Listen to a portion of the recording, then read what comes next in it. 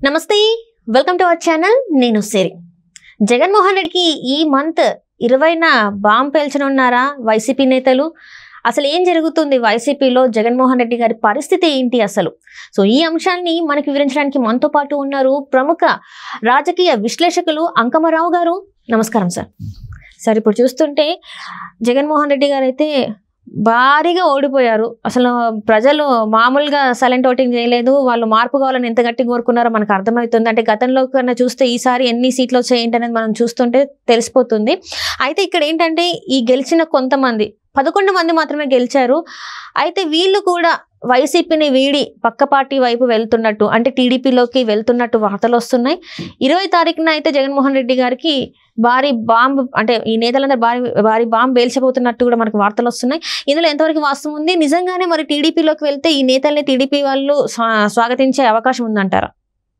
సహజంగానే ఇప్పుడు ఏ నేతకైనా సరే సిద్ధాంతాలు కానీ పార్టీ కానీ ద్వితీయ స్థానం అధికారమే ప్రథమ స్థానం సిద్ధాంతాలే తర్వాత అధికారమే ప్రథమ స్థానం అంటారు అట్లనే ఉంది ఈరోజు రాజకీయ నాయకుల పరిస్థితి మరి ఈ పరిస్థితుల్లో వాళ్ళు సిద్ధాంతపరంగానో లేకపోతే న్యాయపరంగానో ఆలోచిస్తారని మనం ఆశపడటం కూడా తప్పే అధికారం లేదు మామూలుగా సహజంగానే అధికారం ఇప్పుడు దాకా అనుభవించిన వాళ్ళ పరిస్థితి ఎలా ఉంటుందంటే అధికారం లేకపోతే ఎలా ఉంటుందో వాళ్ళకి తెలుసు దీనికి కంటే కూడా రెండోది గతంలో వాళ్ళు చేసినటువంటి కొన్ని కార్యక్రమాలు ప్రత్యర్థి పార్టీల నాయకుల్ని కార్యకర్తల్ని ఇబ్బంది పెట్టిన విధానం ఇప్పుడు తమను కాపాడుకోవాలంటే నిస్సందేహంగా అధికార పార్టీ పంచన చేరాల్సిన పరిస్థితి దానికి విరుద్ధంగా ఈరోజు ఆంధ్ర రాష్ట్రంలో సంపూర్ణమైన ఆధిక్యత ఇచ్చారు కాబట్టి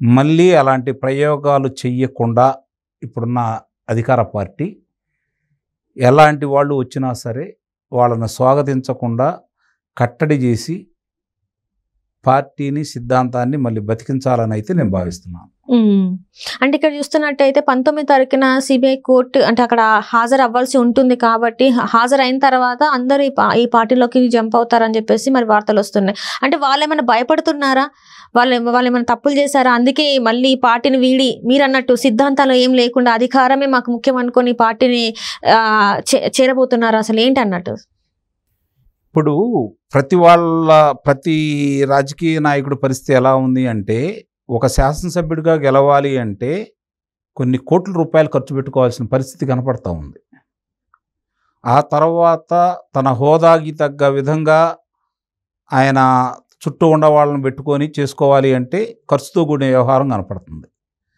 మరి ఇవన్నీ కూడా ఖర్చులు పెట్టుకొని అంతమంది రేపొద్దున ఎన్నికల్లో గెలిచిన తర్వాత దాన్ని సంపాదించుకోవడానికే ఆలోచిస్తూ ఉంటారు ఇప్పుడు అధికార పార్టీలో లేరనుకోండి ఆ సంపాదన పోయినట్టే కాబట్టి ఆ సంపాదన కోసం వెళ్తున్నారు తప్ప రెండోది అంతకుముందు వాళ్ళు చేసిన అకృత్యాల మీద అధికార పార్టీ చర్యలు తీసుకుంటుందన్న భయంతో కూడా వెళ్తున్నారు ఈ రెండే కారణాలు ఇక వేరే కారణాలంటూ ఏం లేవు ఇది ఎవరు చెప్పినా అసత్యమే మేము ఆ కారణాలతో వెళ్తున్నాం ఈ కారణాలతో వెళ్తున్నాం అని చెప్పి మాత్రం అసత్యమే రెండు కారణాలు సంపాదన రెండోది వాళ్ళు చేసిన అకృత్యాల నుంచి అధికార పార్టీ కాపాడుతుందనే రెండే కారణాలతోటి మాత్రమే పార్టీలు మారుతా ఉన్నారు అంత తప్ప వేరే ఏమి లేదు కదా అంటే ఇక్కడ ఏంటంటే వీళ్ళని ప్రజలు ఇప్పటికి కూడా నమ్మి వీళ్ళకి పదవులు కట్టబెడితే వాళ్ళు ప్రజల కోసం ఆలోచించకుండా జస్ట్ వాళ్ళ సంపాదన కోసం ఆలోచిస్తున్నారు అంటారా ఇంకా కూడా రాష్ట్ర ప్రయోజనాల గురించి ఆలోచించట్లే అంటారా మరి అసలు వాళ్ళ ప్రయోజనాలు మొదటి ప్రాధాన్యత అని చెప్పాను కదా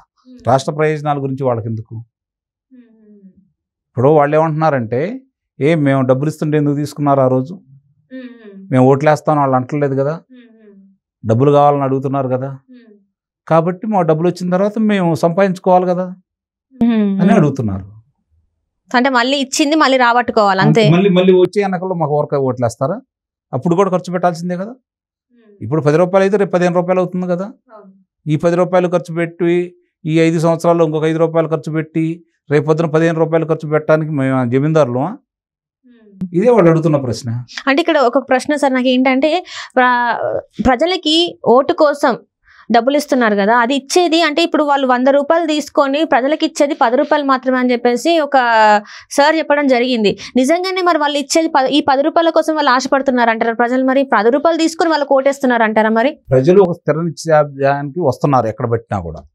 డబ్బే ప్రామాణికంగా ఎన్నికలు జరిగితే డబ్బున్న వాళ్ళే ప్రధానమంత్రులు కావాలా లేకపోతే ముఖ్యమంత్రులు కావాలా? ఇక్కడ అలా కాదు, డబ్బులు తీసుకుంటున్నారు. ప్రజలు కూడా ఏమనుకుంటున్నారంటే అవినీతితో కురిగిపోయింది వ్యవస్థ, అందరూ అవినీతి పరులే, అవినీతి దగ్గర సంపాదించిన డబ్బే కదా ఇది, కాబట్టి ఆ డబ్బులు మేము తీసుకుంటే తప్పేంటి, మా డబ్బే కదా అని చెప్పి ప్రజలు ఆలోచిస్తున్నారు. అది కూడా తప్పే. అవినీతి పరుల దగ్గర మీరు తీసుకుంటున్నారు, అవినీతి చేసేవాళ్ళు వాళ్ళకి తీసుకొని మేము ఓట్లేస్తాము అంటే అవినీతిని ప్రోత్సహించినట్టే కదా. కాబట్టి అక్కడ నుంచి ముందు ప్రజల మనస్తత్వాలు మారాలా, అప్పుడు పాలకులు మారతారు. చాలామంది ఏమనుకుంటున్నారంటే పాలకులు మారాలనుకుంటున్నారు. కాదు, ముందు ప్రజలు మారితే తరువాత పాలకులు నిస్సందేహంగా ప్రజలంటే నడవాల్సిన పరిస్థితి ఏర్పడింది. ముందుగా ప్రజలు మారాలి, మంచి వ్యక్తిని ఎన్నుకోవాలి. ఎవరు రాష్ట్రానికి ఉపయోగం, ఎవరి వల్ల రాష్ట్రం ఉపయోగపడిద్ది, ఈ శాసనసభ్యుడి వల్ల గతంలో ఏం జరిగింది, పోటీ చేసే అభ్యర్థి వల్ల రేపు ఇతను మళ్ళీ గెలిస్తే ఏం చేస్తాడు, ఏ పార్టీ తరపున ఉన్నాడు, ఇది కూడా ఆలోచించుకోవాలి కదా. ఇప్పుడు ఆ పార్టీ నుంచి ఈ పార్టీకి వచ్చిన వాళ్ళని కూడా గెలిపించుకుంటున్నారు ప్రజలు. అవును, మనం చూసాము చాలా మంది వైసీపీ నుంచి టీడీపీలోకి వచ్చి గెలిచిన వాళ్ళని. అవును అవును చూసాం. అంటే వాళ్ళ మీద అవినీతి మరకలు లేకపోవడం వలన ప్రజలకు మంచి చేయడం వల్ల వాళ్ళు గెలిచారంటారా? ఈ ప్రభుత్వం మీద వ్యతిరేకత వల్ల గెలిచారని నేను అనుకుంటున్నాను. అవినీతి లేదని నేను అన్ను, వాళ్ళ మీద మరకలు లేవు అని నేను అన్ను. ఇప్పుడున్న ప్రభుత్వం మీద వ్యతిరేకతతోటి చంద్రబాబు నాయుడు గారి కూటమితో కలిశారు కాబట్టి గెలిపించారని నేనైతే భావిస్తున్నాను. అంటే ఇప్పుడు ప్రభుత్వం మారింది కాబట్టి మరి ఇప్పుడు రాష్ట్రం ఎలా ముందుకెళ్తుంది అంటారు? ఎందుకంటే ఇప్పుడు చూసాం 10 సంవత్సరాలుగా రాజధాని లేదు, ఇప్పుడైనా మరి రాజధాని వచ్చే అవకాశం ఉందంటారా? లేదు అనే అభిప్రాయం చాలా మంది కలగజేస్తున్నారు, అది వాస్తవం కాదు. అమరావతి రాజధాని, నేను 3 రాజధానులు కడతాను అని చెప్పని ఆ రాజధాని నిర్వీర్యం చేయాలని ప్రయత్నం చేశాడు, ఏమీ చేయలేకపోయాడు కదా. విశాఖపట్నం నేను పరిపాలనా రాజధాని చేస్తానని చెప్పని అక్కడ తాజ్మహల్ కట్టుకున్నాడు, దాంట్లో కూడా కనీసం వెళ్ళి ఒక్కరోజు కూడా ఉండలేకపోయాడు కదా. కాబట్టి మనం అనుకున్నవన్నీ ప్రజలు ఆమోదిస్తారనుకోవడం వెర్రితనం. అమరావతి రాజధాని, అంగుళం కూడా కదల్చలేరు. నేను చాలాసార్లు చెప్పాను అదే మాట. రాజధాని లేకపోతే ఎక్కడి నుంచి పరిపాలన చేస్తున్నాడు? అమరావతిలోనే కదా, అమరావతి రాజధాని కదా, ఉత్తర ప్రత్యుత్తరాలన్నీ అమరావతి పేద మీద జరుగుతున్నాయి కదా, అక్కడి నుంచే కదా ఏదన్నా మామూలుగా శాఖలకు సంబంధించినవన్నీ విడుదల చేస్తుంది కూడా. కాబట్టి అమరావతి రాజధానిని పురోగతి సాధించకుండా అడ్డుపడ్డాడని చెప్పండి, ఒప్పుకుంటాను. అంటే అక్కడ ఎమ్మెల్యే ఏదైతే క్వార్టర్స్ ఉన్నాయో అవన్నీ ఉన్నాయో కట్టినప్పటి నుంచి వెళ్ళి ఆఖరికి చెట్లు కూడా మొలిచినాయి మనం చూసాం. చెప్పేది దాన్ని నిర్వీర్యం చేయాలని కంకణం కట్టుకున్నాడు, విజయవంతమయ్యాడు, కానీ అమరావతిని తరలించలేకపోయాడు. Right sir, right. Thank you so much sir.